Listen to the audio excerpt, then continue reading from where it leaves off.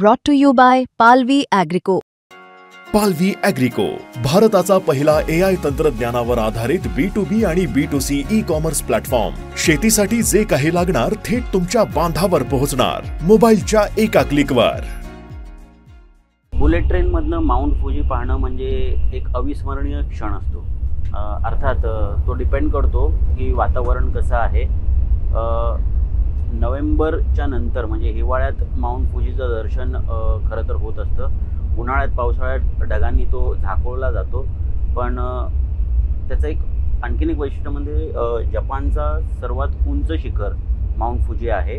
जवळपास 3776 मीटर इतकं उंच, म्हणजे आपल्या कळसुबाईच्या दुप्पट इतकी त्याची उंची आहे. जपानच्या संस्कृतीचा भाग आहे, प्रतिष्ठेचा भाग आहे. अनेक कलाकार, अनेक कवी, लेखक यांच्या लिखाणातनं, कलाकृतीतनं माउंट फुजी याचं वर्णन होत असतं. आणि लोकांना कदाचित माहिती नसावं, पण माउंट फुजी हा खरं तर एक व्हॉल्कॅनिक माउंटन आहे. 300 वर्षापूर्वी याचं व्हॉल्कॅनिक इरप्शन झालेलं होतं. सध्या तो डॉर्मंट स्टेज म्हणजे सुप्त अशा अवस्थेत आहे. आणि खूप सुंदर असं हे दृश्य दिसतं जेव्हा आपण पाहतो तेव्हा. अर्थात आज आपल्याला ढगाळ वातावरण असल्यामुळे तो पाहायला मिळाला नाही, पण नक्कीच प्रयत्न करू पुढच्या कधी वेळेस आलो आपण तर ते पाहण्याचा. खरं तर हा एक फक्त डोंगर नाही आहे, तर जपानचा आत्मविश्वास, जपानची दृढता, जपानचा संयमीपणा, शांतपणा, ह्या सगळ्या गोष्टी या माउंट फुजी डोंगरात आपल्याला पाहायला मिळतात. आणि मला वाटतं याच सगळ्या गोष्टींमुळे जपान हे इतक्या प्रगतीपथावर आहे.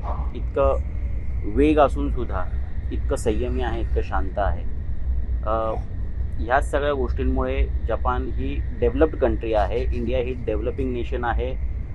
जगातल्या सर्वोत्कृष्ट देशांपैकी एक असण्याचा आपण प्रयत्न करतोय. परंतु एक देशाचे नागरिक म्हणून जोपर्यंत ह्या सगळ्या गोष्टी आपल्यामध्ये येत नाहीत, तोपर्यंत देश सर्वोत्कृष्ट होणार नाही, हेही आपल्याला एक नागरिक म्हणून भान राखलं पाहिजे. त्यामुळे जपानचा हा बुलेट ट्रेनचा प्रवास तुम्हाला कसा वाटला नक्की कळवा.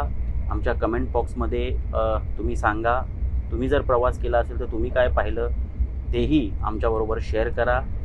मुंबई तकचं अशाच पद्धतीचे व्हिडिओज, एक्सप्लेनर्स आणि आमचे अनुभव जर पाहायचे असतील तर मुंबई तक सबस्क्राईब करा. बेल आयकन दाबा म्हणजे तुम्हाला नोटिफिकेशन मिळत राहतील. आणि अर्थात म्हणजे या प्रवासानंतर आणखीन पुढचे असे अनेक प्रवास आम्ही तुम्हाला मुंबई तकच्या माध्यमातून घडवत राहू. धन्यवाद.